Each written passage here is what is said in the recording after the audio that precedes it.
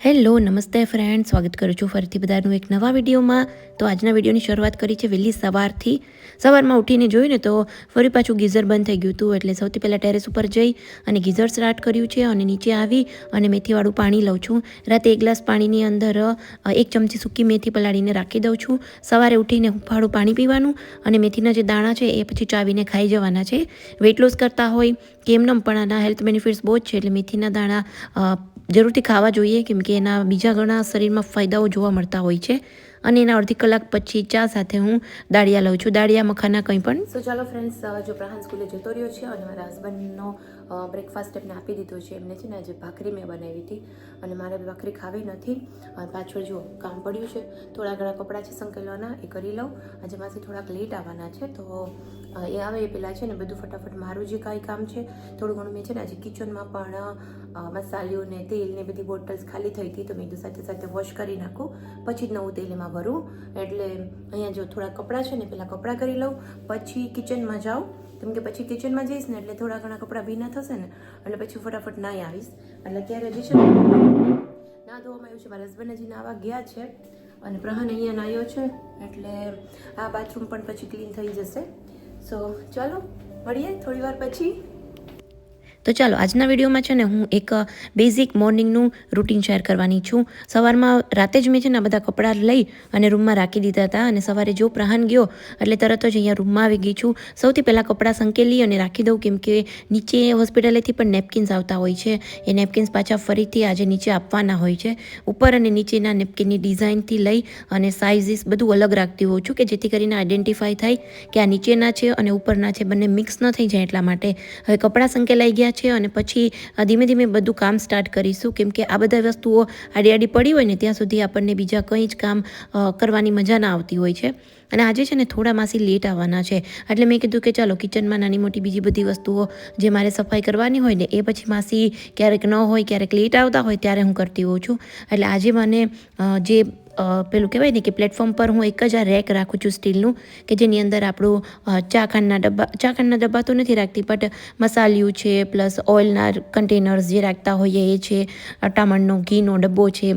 તો મેં કીધું આજે એ બધી વસ્તુઓ સાફ કરી નાખું. તો આજે મારે ઓઇલ પણ એમેય ભરવાનું હતું જ, ખાલી થઈ ગયું હતું. એટલે એની સાથે સાથે આ બધી સાફ સફાઈ જે નાની મોટી હોય છે એ મને કરવી ગમતી હોય છે, એટલે મેં અહીંયા ચાખાંડના ડબ્બા પણ આજે ખાલી કરી નાખ્યા છે, અને એની સાથે સાથે થોડા ઘણા જે વાસણ વધારે થયા હતા તો એ પણ અહીંયા મેં સાફ કરી નાખ્યા છે. એટલે જો સૌથી પહેલાં મસાલાના બધી જ મસાલા જે છે ને એ ફરીથી ફિલ કરતાં પહેલાં હું મસાલિયું ધોઈ નાખતી હોઉં છું, કેમ કે એને જો પ્રોપરલી આપણે વોશ ના કરીએ ને અમુક ટાઈમે તો પછી અડદરના ને એના સ્ટેન્સ છે ને એ આપણા ડબ્બાની અંદર નીચેના તળિયે તો બેસી જ જતા હોય છે.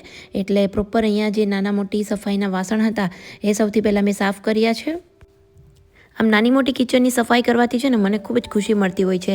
એટલે થોડો ટાઈમ થાય ને ત્યારે કિચનની સફાઈ તો હું કરતી જ રહેતી હોઉં છું. પહેલાં અમે જૂના ઘરમાં રહેતા ને ત્યાં શું થતું કે ગેસની પાછળની જે આખી દિવાલ હોય ને એ બહુ જ ખરાબ થઈ જતી, કેમ કે ત્યાં ફર્નિચર નહોતું, ચીમની પણ નહોતી એટલા માટે. અને આ ઘરે મારે એ શાંતિ છે, ચીમની આવી ગયા પછી મારે બહુ જ ચિકાસ કે એ બધી વસ્તુઓ તો નથી થતી, બટ કહેવાય ને કે કિચનમાં જે ઉપરના મારા જે રેક છે ને એ હું એવરી ટાઈમ મતલબ મહિનામાં એકાદી વાર તો પ્રોપરલી સાફ કરતી હોઉં છું. એટલે શું છે કે લાંબા ટાઈમ સુધી કિચન આપણું ચોખ્ખું રહે, બહુ ગંદુ ના લાગે, અને એકસાથે પછી જાજુમાં આપણે મહેનત ન કરવી પડે. એટલે જો ઓઇલના જે કન્ટેનર્સ છે ને એ પણ હું એવરી ટાઈમ નથી આવી રીતે ક્લીન કરતી, પણ 3-4 વખત ભર્યા પછી એના હેન્ડલ્સને જ્યારે વધારે ખરાબ થઈ જતા હોય ત્યારે એને પ્રોપર આવી રીતે અંદરથી પણ ક્લીન કરતી હોઉં છું, અને પછી એને તડકે સુકાવી અને પછી એમાં ફરીથી ઓઇલ ભરીશું. અને બાકી છે આપણે ગોળા બેડાને એ બધું વિચારવાનું.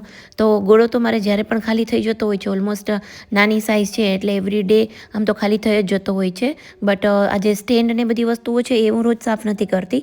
જ્યારે થોડું વધારે ગોળાનું જે સ્ટેન્ડ છે એ ખરાબ થઈ જતું હોય છે ત્યારે જ એનું ક્લીન પ્રોપર કરતી હોઉં છું. બાકી પછી કોટનના કપડાથી કે એમ લૂછી નાખતી હોઉં છું. અને આ જે ગોળાનું સ્ટેન્ડ છે ને એ બહુ જ સરસ છે. ઉપર એનો ગોળો રહી જાય અને નીચે એના બધા આપણા જે ગ્લાસ હોય ને એ રહી જતા હોય છે. એટલે જેમના પણ ઘરે ગ્લાસ રાખવાનું કે પ્રોપર ઉપર રેક ન હોય ને એમને આ વાળું સ્ટેન્ડ બહુ જ યુઝફુલ થતું હોય છે.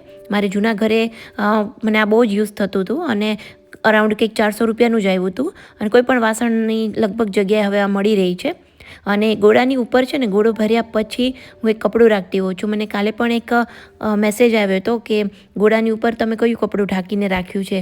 તો એ આપણું જે ઢાંકણું હોય ને એમાંથી ડસ્ટ છે, પછી જીવડા છે કે એ બધી વસ્તુ અંદર જતી જ હોય છે. એટલે કપડું આડું રાખી અને ઢાંકણું બંધ કરીએ ને તો ડસ્ટ અને કોઈ પણ અંદર કચરો નથી જતો હોતો. એટલે જો અમે ગોળો પ્લેસ કરી દીધો, સાવ નાનો એવો જ રાખ્યો છે કે લગભગ અમારે એવરી ડે ખાલી થઈ જ જતો હોય છે. અને આ કપડું ઉપર આવી રીતે રાખવાથી શું છે કે અંદર જો ધૂળ કે ન જાય, રબરવાળું છે એટલા માટે.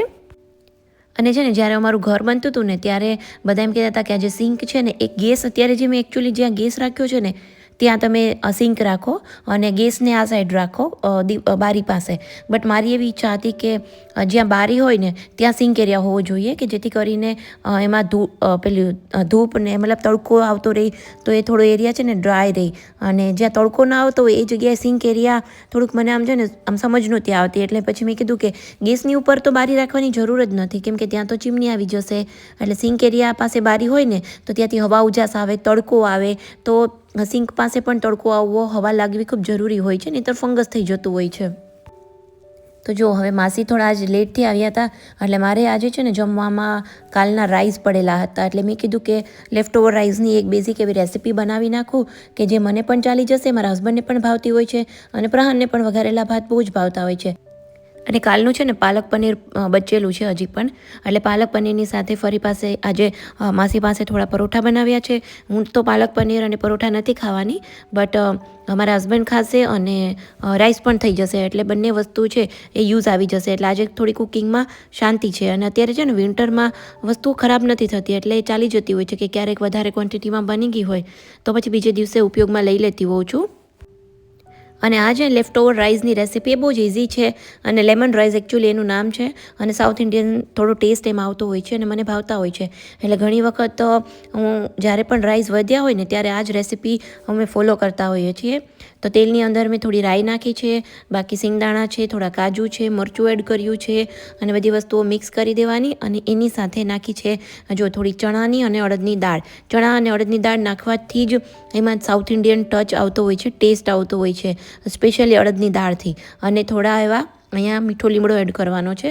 કોઈપણ સાઉથ ઇન્ડિયન રેસીપીમાં મીઠો લીમડો તો જરૂરી હોય જ છે અને એના વગર એનો ટેસ્ટ પણ નથી આવતો. અને પછી ડુંગળી એડ કરી દીધી છે. જો બધી વસ્તુઓ પ્રોપર મિક્સ કરી દીધી છે અને સાથે થોડી એવી આપણે અહીંયા હિંગ નાખી હતી વચ્ચે અને અહીંયા હળદર નાખવાની છે. હળદર થોડી એવી જ એડ કરવાની છે. તો જો અહીંયા બધી વસ્તુઓ પ્રોપર મિક્સ થઈ ગઈ છે. ડુંગળીને વધારે કૂક નથી કરવાની, અધકચરી ડુંગળી જ રાખવાની છે. અને જે રાઈસ વધેલા પડ્યા છે બધા એડ કરી, થોડું નમક એડ કરીશું, ઉપરથી થોડા લીલા ધાણા એડ કરવાના અને પ્રોપર આપણા જે રાઈસ છે એને મિક્સ કરી દેવાના છે. આ એકચ્યુઅલી લેમન રાઈસ છે એટલે એમાં થોડું લીંબુ છે એ થોડી વધારે ક્વોન્ટિટીમાં જ પડતું હોય છે. એટલે લગભગ અહીંયા મારું જે મોટું લીંબુ હતું અને બહુ જ રસવાળું હતું એટલે હાફ લેમન મેં એમાં એડ કર્યું છે. તો લેમન જ્યારે આપણે એડ કરીએ ને પછી ગેસની ફ્લેમ બંધ કરી દેવાની કે જેથી કરીને જે વિટામિન સી છે એ ઉડી ના જાય. અને જમી લીધું હતું અને જમ્યા પછી પ્રહાનને થોડુંક આમ બોર લાગતું હતું કે મમ્મા ચલ ને આપણે નીચે રમવા જાય. એટલે આજે અમે પહેલી વખત નીચે ગલીમાં રમવા આવ્યા છે. એ તો એવરીડે આવતો હોય છે, દિશા લઈ આવે ત્યારે કે પછી અમારા કોઈ સ્ટાફના છોકરાઓ હોય ને એની સાથે. બટ આજે કોઈ ફ્રી નહોતું એટલે મેં કીધું ચાલ હું તારી સાથે આવી જાઉં છું. અહીંયા પ્રહાનને જો કંઈક પીછું મળ્યું છે અને અલગ અલગ બર્ડ્સ બધા ટેરેસ ઉપર આવતા હોય છે ને એટલે પ્રહાન કે આ પહેલાંવાળું જે બર્ડ આવ્યું હતું ને એનું પીછું લાગે છે. એટલે હવે અહીંયા આવ્યા પછી પ્રહાનને છે ને બર્ડ્સનું નોલેજ થોડુંક વધારે જોવા મળે છે. એમ કે આ પહેલું બર્ડ હતું અને એને પણ ઇન્ટરેસ્ટ આવે છે આમ નેચર ઉપર. અને બસ જો એ પછી અમે આવી ગયા હતા ચોપાટીએ. આજે પ્રહાનને સ્કેટિંગનો ટાઈમ છે ને હમણાંથી વહેલો કર્યો છે, 5:30 થી 7 જેવો કંઈક ટાઈમ કર્યો છે.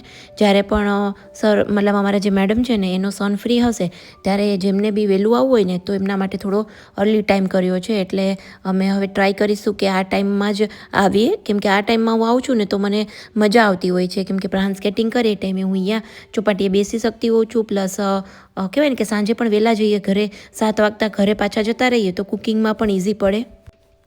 પછી જો થોડી વાર હું પણ ચોપાટીએ બેઠી, ઘણા દિવસ પછી હું પણ ચોપાટીએ ગઈ છું કે આવી રીતે સનસેટ જોઉં, દરિયો જોઉં, તો મજા આવી મને પણ. હું પણ ઘણી ફ્રેશ થઈ ગઈ અને મારી સાથે જે બીજી અમે મધર્સ આવે છે ને એ પણ અમે એ જ કહેતા હતા કે આ ટાઈમ છે ને એ બેસ્ટ ટાઈમ છે, કેમ કે આનાથી થોડું છે કે છોકરાઓની સાથે સાથે આપણને પણ થોડુંક ચેન્જ લાગે. ઓલું તો રાતનો ટાઈમ થઈ ગયો હોય એટલે આપણે ત્યાં બેસીને પણ શું કરવું, અને અત્યારે તો વિન્ટરમાં બહુ જ ઠંડી પણ લાગતી હોય છે, પવન પણ બહુ જ લાગતો હોય છે. અને અત્યારે જો ઘોડસવારી એવરી વિન્ટરમાં હું જોતી હોઉં છું કે આ ઘોડાવાળા ભાઈ છે ને એ હોય જ છે. એ પછી ઓલમોસ્ટ સનસેટ પણ થઈ ગયો છે અને 6:45 જેવો ટાઈમ પણ થઈ ગયો. તો પ્રહાનનું જે સ્કેટિંગ છે એ કમ્પ્લીટ થઈ ગયું હતું, એટલે એના સ્કેટ છે એ રિમૂવ કરતી હતી. અને બસ હવે એ પછી એમને થોડીક બેઝિક બધી સ્ટ્રેચિંગની ને બધી એક્સરસાઇઝ કરાવશે અને પછી ક્લાસ છે એ ઓવર થઈ જશે. તો પ્રહાન જ્યારે સ્ટ્રેચિંગ એક્સરસાઇઝ કરતો હોય ને ત્યારે મને ખૂબ જ મજા આવતી હોય છે એને જોઈને, કેમ કે એમને સ્ટ્રેચિંગમાં મોટા ભાગે સૂર્ય નમસ્કાર કરાવતા હોય છે અને એને કેવું છે કે બધા સ્ટેપ્સ મોઢે યાદ છે કે 1 2 3 સ્ટેપ્સ કયા આવે છે. પ્રોપર જો અત્યારે નથી કરતો, મસ્તીમાં જ લેતો હતો, બટ મને બહુ જ ખુશી થતી હતી કે એને આ એજમાં પણ સૂર્ય નમસ્કારના બધા સ્ટેપ્સ આવડે છે. તો ચાલો ફ્રેન્ડ્સ, આ વિડીયો તમને કેવો લાગ્યો મને કમેન્ટમાં જરૂરથી જણાવજો અને વિડીયોને લાઇક કરજો, શેર કરજો અને ચેનલ પર નવા હોય તો ચેનલને સબસ્ક્રાઈબ પણ જરૂરથી કરજો. જલ્દીથી મળીશું આપણે એક નવા ઇન્ટરેસ્ટિંગ વિડીયો સાથે. ત્યાં સુધી બધાને બાય બાય, આવજો, ટેક કેર. ચાલો મળીશું કાલે. લાઈક કરજો, શેર કરજો.